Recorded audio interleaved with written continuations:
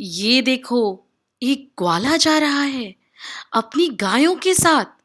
He is taking his cows for grazing. इनका नाम है कौंडेश ग्वाला। अरे, ये इतने अच्छे लोग कौन हैं और जंगल के उस ओर क्यों जा रहे हैं? चलो चलकर देखते हैं। वो देखो, एक बड़े से हरे भरे ट्री के नीचे, एक वृक्ष के नीचे नग्न दिगंबर मुनिराज बैठे हुए हैं। मुनिराज बोले, सभी जीव भगवान हैं। Everyone has capacity to become God.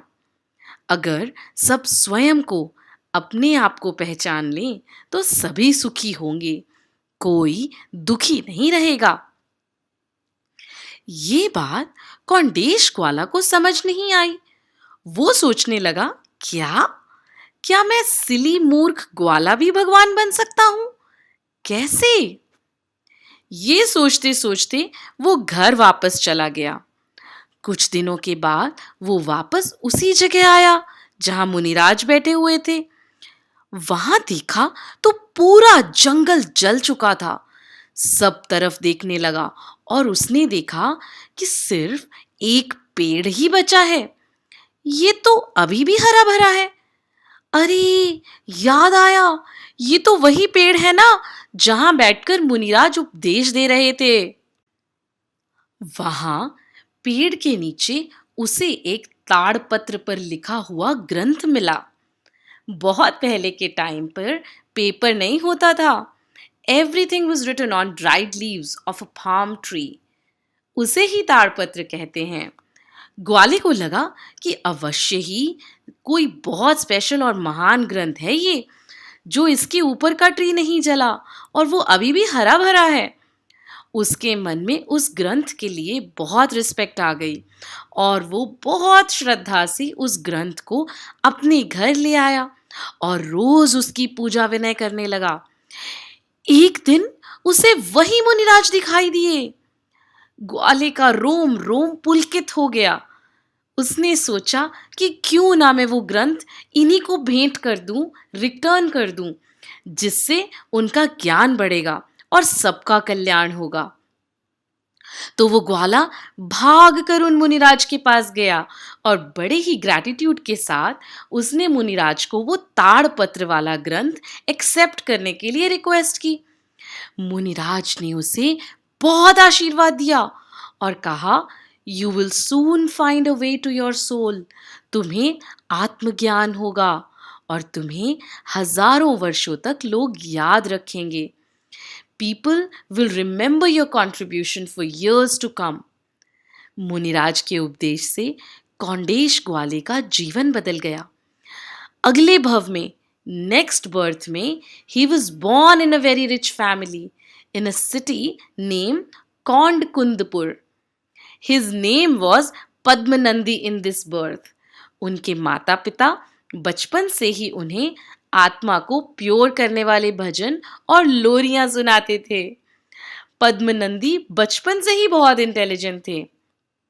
एक दिन उनकी सिटी में आचार्य जिनचंद्र जी आए और उनके उपदेश को सुनकर पद्मनंदी सोचने लगे कि मैं भी इन मुनिराज की तरह दीक्षा लेकर अपनी आत्मा का कल्याण करूंगा। You know, at that time, he was just 12 years old and he decided to take Muni Diksha. अपने पेरेंट्स की अप्रूवल लेकर 12 साल की उम्र में पद्मनंदी ने आचार्य जिनचंद्र जी से दीक्षा ग्रहण की और बहुत कठोर, बहुत डिफिकल्ट तपस्या की। 44 इयर्स की एज में पद्मनंदी मुनि आचार्य बन गए। And since he was born in Kaundkundpur city, उनका नाम क्या फेमस हुआ? कुंद कुंद आचार्य के नाम से। वैसे तो कुंद कुंद आचार्य के पहले भी बहुत से आचार्य हुए हैं, लेकिन do you know what is so amazing about कुंद कुंद आचार्य? He was the first Acharya in last 2000 years जिन्होंने आत्मा को प्योर बनाने की सीक्रेट को बताया, सबके कल्याण के लिए, और शास्त्रों में लिखा। कुंद कुंद आचार्य ने समय सार, नियम सार, प्रवचन सार जैसे 84 महान ग्रंथों की रचना की, उनका क्रिएशन किया। और कुंदकुंद आचार्य ने अपनी सोल को, अपनी आत्मा को सभी नेगेटिव इमोशंस से, कषायों से, कर्मों से फ्री होकर शुद्ध होने का रास्ता बताया, उसका सॉल्यूशन बताया। ऐसा कहा जाता है कि उन्होंने विदेह क्षेत्र जाकर सिमंदर भगवान के दर्शन किए थे। कुंदकुंद आचार्य was one of the most knowledgeable Pandit and supreme ज्ञानी आचार्य of our आचार्य परंपरा। तो देखा बच्चों, जैसे कौंडेश ग्वाले को पढ़ना लिखना भी नहीं आता था, लेकिन फिर भी उसने महान शास्त्र को सेव करके मुनिराज को दिया। उस ग्वाले को क्या पता था कि इस अच्छे काम का इतना बड़ा रिजल्ट मिलेगा कि वो नेक्स्ट बर्थ में इतने महान आचार्य बन जाएंगे। उनका नाम तो अमर हो गया and he became an integral part of our मंगलाचरण। आपने सुना है मंगलाचरण? तो चलो गाते हैं।